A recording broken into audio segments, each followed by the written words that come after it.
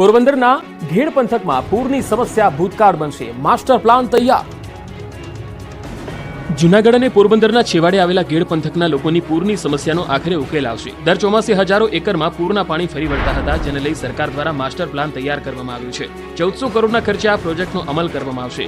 કુલ 3 ફેઝમાં આ પ્રોજેક્ટનું કામ કરવામાં આવશે, જેમાંથી પ્રથમ ફેઝનું કામ કેશોદના બાલાગામ ખાતે કેન્દ્રીય મંત્રી મનસુખ માંડવિયાના હસ્તે શરૂ કરવામાં આવ્યું। 7 કરોડના ખર્ચે પ્રી મોન્સૂન એક્ટિવિટીની કામગીરીની શરૂઆત કરાઈ છે, જેમાં નદીને ઊંડે ઉતારવામાં આવશે, તેમજ નદીની અંદર જાડી ઝાખરા હશે તેને દૂર કરવામાં આવશે, અને જે નદીઓ ડિસેન્ડિંગ થઈ ગઈ હશે એટલે કે કાપ ભરાઈ ગયો હશે તેને ખાલી કરવામાં આવશે, જેથી પાણી પૂરતું સમાઈ શકે અને પૂરની પરિસ્થિતિમાંથી લોકોને રાહત મળશે, જેને લઈ ખેડૂતોમાં પણ ખુશીનો માહોલ જોવા મળ્યો છે। અંગે અંબાલાલ પટેલની મોટી આગાહી। 21મી તારીખથી ફરી હવામાન પલટાશે। રોહિણી નક્ષત્રમાં ભારે વરસાદની શક્યતા। 21મીથી સાયક્લોનિક સર્ક્યુલેશન સર્જાશે। રોહિણી નક્ષત્રમાં ભારે વરસાદ થવાની શક્યતા રહે છે। આ ઉપરાંત હમણાં કોઈ પણ ભાગમાં વરસાદ થવાની શક્યતા રહે છે। તારીખ 21 એક સાયક્લોનિક સર્ક્યુલેશન અવસ્થા બનશે। કેટલીક સિસ્ટમો બની રહી છે। કોઈ સિસ્ટમ 0 થી 1.5 કિલોમીટર ઉપરની પણ બની રહી છે, એટલે અપર લેવલની સિસ્ટમો પણ બની રહી છે। ડાંગમાં ભર ઉનાળે નદીઓમાં નીર આવતા લોકોએ કરી પૂજા। આ દ્રશ્યો ચોમાસાના નથી, આ તો ભર ઉનાળાના છે।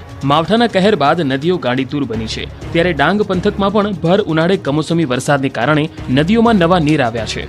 સુકાઈ ગયેલી નદીઓ ફરી જીવંત બની છે। માવઠું આદિવાસી સમાજ માટે વરદાનરૂપ સાબિત થયું છે।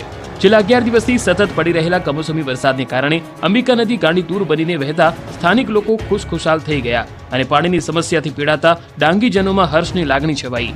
નદીમાં પાણી આવતા સાધ્વી યશોદા દીદી અને સ્થાનિક ગ્રામજનોએ માતા અંબિકા નદીને સાડી અર્પણ કરી પૂજા કરી। ગ્રામજનોએ પણ કુદરતનો આભાર માન્યો। અંબિકા નદી ઉપરના નાના ઝરણા સહિત ગીરાધોધ સક્રિય થયો છે। ઉનાળામાં ગીરાધોધ સક્રિય બન્યો હોય તેવું પહેલીવાર જોવા મળ્યું, એટલે પ્રવાસીઓ ઉમટશે, જેથી આદિવાસીઓને થશે આવક। વચ્ચે તણાવ દરમિયાન જાફરાબાદના બંદરે શંકાસ્પદ બોટ દેખાતા દોડધામ। ભારત અને પાકિસ્તાન તણાવ વચ્ચે જાફરાબાદની દરિયાઈ સીમમાં શંકાસ્પદ બોટની હલચલ જોવા મળી હતી। બંદરથી 22 નોટિકલ માઇલ દૂર શંકાસ્પદ બોટ જોવા મળતા દોડધામ મચી ગઈ હતી। કોસ્ટગાર્ડ એક્ટિવ થઈ ગયું હતું। શંકાસ્પદ બોટ કોસ્ટગાર્ડને જોઈને ભાગી ગઈ હતી। અમરેલી જિલ્લાના જાફરાબાદ બંદરે માછીમારો 22 નોટિકલ માઇલ દૂર હતા, ત્યારે કાળા કલરની ઝંડા વગરની શંકાસ્પદ બોટ જાફરાબાદ તરફ આવી રહી હતી। આ બોટમાં 3 થી વધુ લોકો હતા। બોટમાં કોઈ પણ દેશનો ઝંડો લગાવ્યો ન હતો, જેથી માછીમારોને શંકા જતા સ્થાનિક માછીમારોએ આ બોટને જોતા તેનો પીછો કરવાનો પ્રયાસ કર્યો। આ વાતની લોકોને જાણ થતા બોટ ઝડપથી ભાગી ગઈ। આ અંગે માછીમારોએ કોસ્ટગાર્ડને જાણ કરતા તુરંત જ હેલિકોપ્ટર સાથે કોસ્ટગાર્ડની ટીમ ઘટના સ્થળે પહોંચી। હેલિકોપ્ટર જ્યારે બોટની નજીક ઉતરવાનો પ્રયાસ કરે છે ત્યારે બોટ ભાગી ગઈ। નેવી અને કોસ્ટગાર્ડની ટીમોએ પણ સતર્ક બની તપાસ કરી। આ અંગેની ધારાસભ્ય હીરા સોલંકીને જાણ થતા બંદરે પહોંચ્યા હતા। વાયરલેસ મારફતે મધદરિયે માછીમારો સાથે વાતચીત કરી હતી। અંદરની સ્થિતિ અને શંકાસ્પદ બોટ અંગે માહિતી મેળવી હતી। આ શંકાસ્પદ પરિસ્થિતિને જોતા તમામ બંદરો પર એલર્ટ જાહેર કરવામાં આવ્યું। હાલ પીપાવાવ મરીન પોલીસની બોટ દ્વારા પણ પેટ્રોલિંગ શરૂ કરવામાં આવ્યું। તમામ લેન્ડિંગ પોઈન્ટ પર પોલીસ વોચ રાખી રહી છે।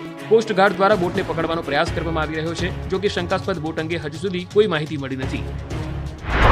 ભાઈ કેટલીક આગે હશે એ બોટ આપણાથી?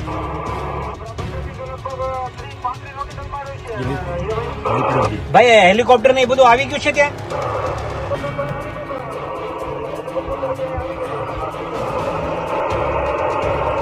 આમ કેવી શંકાસ્પદ કેવું દેખાય? કેમ કે સમાચાર વાળાના બધાના ફોન આવે છે અને હું છે હું નહીં જાણવા માંગે છે।